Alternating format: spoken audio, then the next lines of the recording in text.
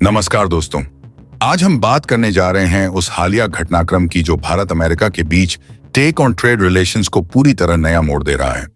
Trump ने फिर से H-1B वीजा और भारतीय टैलेंट पर सख्ती की बात की, लेकिन भारत ने जो जवाब दिया वो कोई गुस्से में लिया फैसला नहीं था, बल्कि एक बहुत सोचा समझा, स्मार्ट और लॉन्ग टर्म वाला मूव था।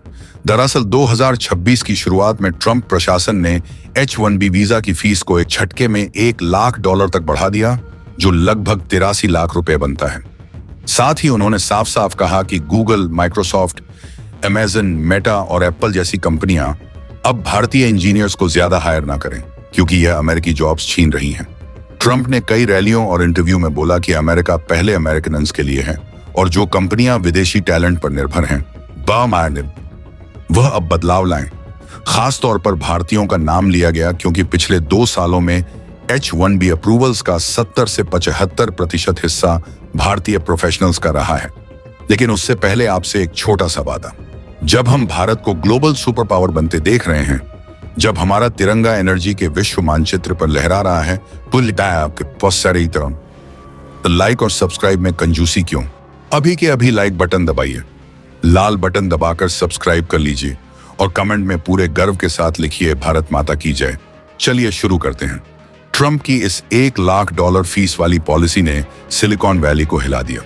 कंपनियां जैसे गूगल, मेटा, अमेजॉन, माइक्रोसॉफ्ट और एप्पल ने तुरंत रिएक्ट किया और कहा कि अगर यूएस में हायरिंग महंगी और रिस्की हो गई तो हम भारत में ही टैलेंट को स्केल करेंगे।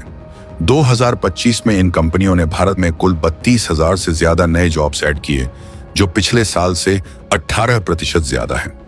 लिंक्डइन और रिपोर्ट्स बताती हैं कि यूएस से भारत में टेक प्रोफेशनल्स की रिलोकेशन 40% बढ़ गई, क्योंकि H-1B की अनिश्चितता से लोग घर लौट रहे हैं और कंपनियां ऑफशोर मॉडल को मजबूत कर रही हैं। यह दिखाता है कि ट्रंप की अमेरिका फर्स्ट पॉलिसी ने उल्टा असर किया। भारतीय टैलेंट अब यूएस कंपनियों के लिए भारत से काम कर रहा है। सैलरी अच्छी, कॉस्ट कम और कोई वीजा ड्रामा नहीं। ट्रंप प्रशासन ने 2026 में जारी प्रोक्लेमेशन के तहत नए H-1B पिटीशंस पर $1 लाख की एक बार की फीस लगाई, जो सिर्फ नए एप्लीकेंट्स खासकर बाहर से आने वाले पर लागू हुई और पुराने वीजा या रिन्यूअल पर नहीं। USCIS ने 2026 में गाइडलाइंस जारी की कि यह फीस पे .gov के जरिए पहले पेमेंट करनी होगी, वरना पिटीशन रिजेक्ट हो जाएगी। इस बदलाव ने एप्लीकेशनेशंस में भारी गिरावट लाई। 2026 की शुरुआत तक सिर्फ 85 पेमेंट्स ही रिसीव हुए, जिससे फेडरल गवर्नमेंट को करीब $1 मिलियन का नुकसान हुआ। सिलिकॉन वैली की कंपनियां जैसे गूगल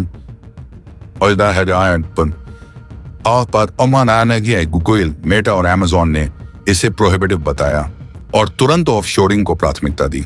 नतीजा यूएस में टैलेंट गैप बढ़ा, लेकिन भारत में जीसीसीज ने रिकॉर्ड ग्रोथ देखी।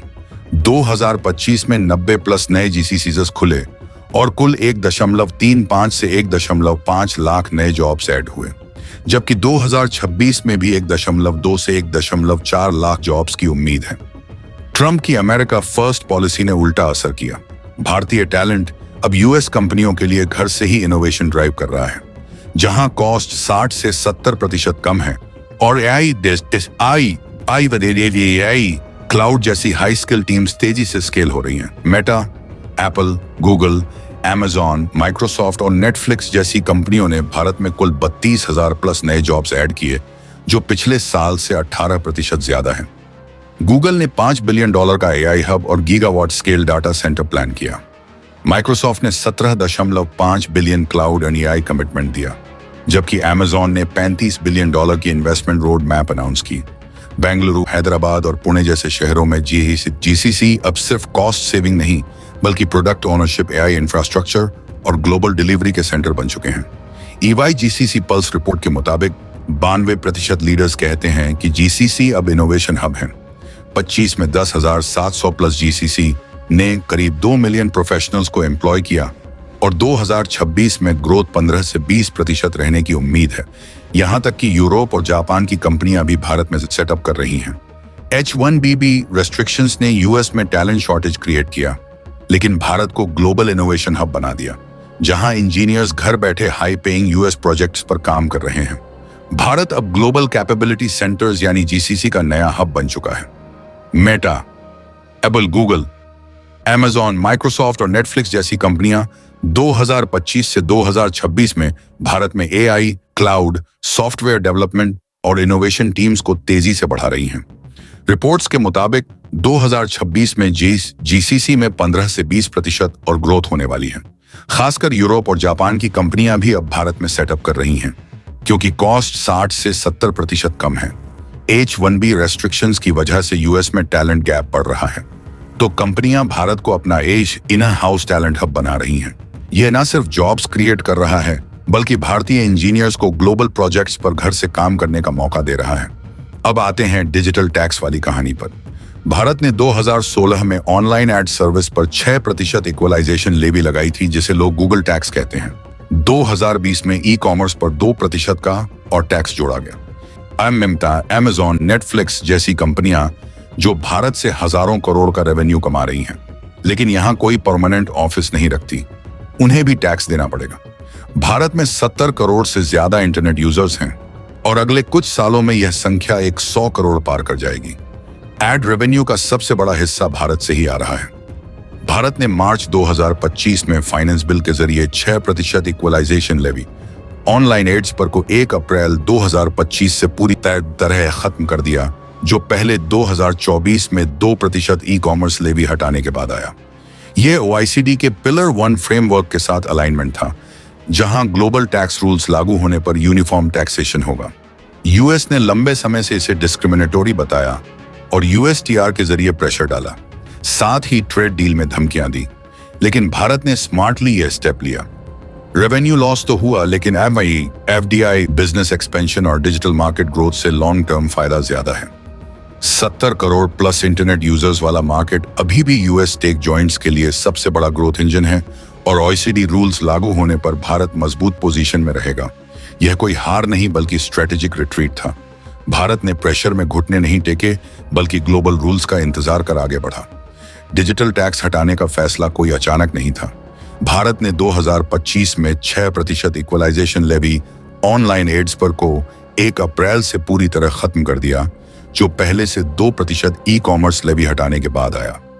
यह OECD के पिलर 1 फ्रेमवर्क के साथ अलाइनमेंट था, जहां ग्लोबल टैक्स रूल्स के तहत डिजिटल सर्विस पर यूनिफॉर्म तरीके से टैक्स लगेगा। अमेरिका ने लंबे समय से इसे डिस्क्रिमिनेटरी बताया था और ट्रेड डील में प्रेशर डाला, लेकिन भारत ने स्मार्टली यह स्टेप लिया ताकि ट्रेड टेंशन कम हो। यूएस कंपनियां भारत में बिना एक्स्ट्रा कॉस्ट के एक्सपेंड करें और भविष्य में OECD रूल्स के तहत नया सिस्टम लागू हो सके। इससे भारत को रेवेन्यू लॉस हुआ, लेकिन डिजिटल मार्केट का ग्रोथ और FDI बढ़ने से लॉन्ग टर्म फायदा ज्यादा है।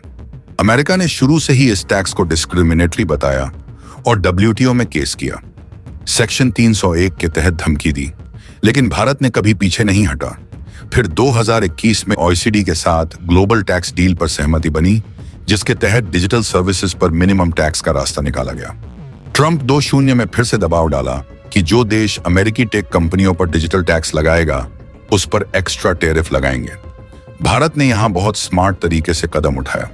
2024 के अंत में 2% ई कॉमर्स लेवी को हटा दिया और मार्च 2025 के फाइनेंस बिल में 6% ऑनलाइन एड लेवी को भी संगीत 1 अप्रैल 2025 से खत्म कर दिया। यह कोई हार नहीं थी बल्कि स्ट्रेटेजिक रिट्रीट था। भारत ने कहा कि हम OECD के नए ग्लोबल टैक्स रूल्स का इंतजार करेंगे और उसी के तहत आगे बढ़ेंगे। इससे अमेरिकी कंपनियां भारत में बिना एक्स्ट्रा टैक्स के और ज्यादा आसानी से बिजनेस कर रही हैं। लेकिन भारत का सबसे बड़ा हथियार अभी भी बरकरार है, 100 करोड़ यूजर्स वाला दुनिया का सबसे तेज बढ़ता डिजिटल मार्केट। अगर कभी जरूरत पड़ी तो भारत नए रूल्स के तहत भी टैक्स लगा सकता है या पॉलिसी सख्त कर सकता है। ट्रंप ने हाल ही में रूसी तेल खरीदने को लेकर भारत पर 25 से 50% तक टैरिफ की धमकी भी दी, लेकिन भारत ने घबराकर कोई जल्दबाजी नहीं की। फरवरी 2026 में मोदी और ट्रंप के बीच फोन कॉल के बाद इंटरिम ट्रेड डील हुई, जहां ट्रंप ने टैरिफ को 50% से घटाकर 18% कर दिया और रूसी ओनियल से जुड़ा 25% पेनल्टी टैरिफ हटा दिया। भारत ने रूसी ओनियल खरीद कम करने या स्टॉप करने का कमिटमेंट दिया और यूएस से $500 बिलियन के एनर्जी टेक प्रोडक्ट्स, एयरक्राफ्ट और अन्य सामान खरीदने का इरादा जताया। व्हाइट हाउस की फैक्ट शीट में डिजिटल ट्रेड रूल्स पर नेगोशिएशन और बैरियर्स हटाने की बात की गई, क्योंकि भारत ने पहले ही डिजिटल टैक्स हटा दिया था। यह दिखाता है कि भारत अब बैलेंस्ड अप्रोच ले रहा है, न यूएस के प्रेशर में घुटने टेकता है और न बिना सोचे पलटवार करता है। फरवरी 2026 में मोदी ट्रंप फोन कॉल के बाद अनाउंस इंटरिम ट्रेड डील में यूएस ने भारत पर टैरिफ को 50% से घटाकर 18% किया और रूसी ऑयल से जुड़ा 25% पेनल्टी टैरिफ हटा दिया। व्हाइट हाउस फैक्ट शीट में डिजिटल ट्रेड रूल्स पर नेगोशिएशन और बैरियर्स हटाने की बात थी, क्योंकि भारत ने पहले ही डिजिटल टैक्स हटा दिया था। भारत ने रूसी ऑयल खरीद कम करने या स्टॉप करने का कमिटमेंट दिया और यूएस से $500 बिलियन के एनर्जी टेक प्रोडक्ट्स, एयरक्राफ्ट आदि खरीदने का इरादा जताया। सुप्रीम कोर्ट के कुछ रूलिंग्स ने ट्रंप की ब्रॉड टैरिफ पावर को लिमिट किया, लेकिन यह डील दिखाती है कि भारत बैलेंस्ड अप्रोच ले रहा है, यूएस के प्रेशर में घुटने टेकता है, न बिना सोचे पलटवार करता है। नतीजा, टेक रिलेशंस मजबूत हुए, जीसीसीज में हायरिंग बढ़ी और भारत ग्लोबल इनोवेशन हब के रूप में उभर रहा है। कुल मिलाकर ट्रंप की धमकियों ने भारत अमेरिका टेक रिलेशंस को और मजबूत कर दिया है। H1B महंगा होने से यूएस टेक जॉइंट्स भारत में हायरिंग बढ़ा रहे हैं। डिजिटल टैक्स हटने से बिजनेस आसान हुआ है और भारत का 70 करोड़ प्लस इंटरनेट यूजर्स वाला मार्केट अभी भी सबसे बड़ा ग्रोथ इंजन है।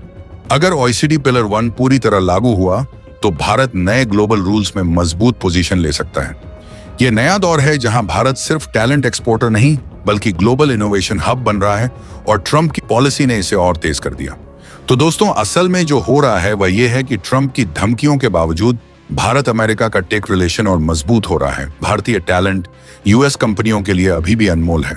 भारत का डिजिटल मार्केट उनके लिए सबसे बड़ा ग्रोथ इंजन है और भारत स्मार्ट डिप्लोमेसी से दोनों तरफ का फायदा उठा रहा है। आपको क्या लगता है, क्या भारत को भविष्य में डिजिटल टैक्स दोबारा लागू करना चाहिए या OECD के ग्लोबल रूल्स पर भरोसा करके चलना चाहिए? और H1B के इस नए दौर में भारतीय युवाओं के लिए क्या मौके बन रहे हैं? अपनी राय कमेंट बॉक्स में जरूर बताएं।